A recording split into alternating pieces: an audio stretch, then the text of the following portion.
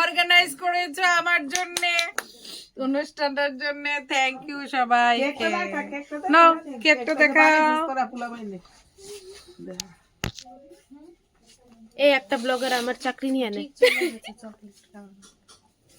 আজকে আমার নিরামিষ আমি খাইয়ে দিয়ে এটা ভেজ না না না আচ্ছা আমি ঠাকুরের কাছে মুন্ডা দিয়ে দিই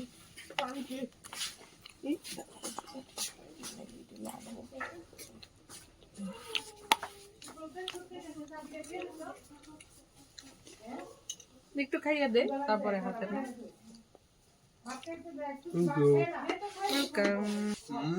বাবারে বাবা তোমাকে একটু খাওয়াই খেতে পারবেন না এই ছবি তুল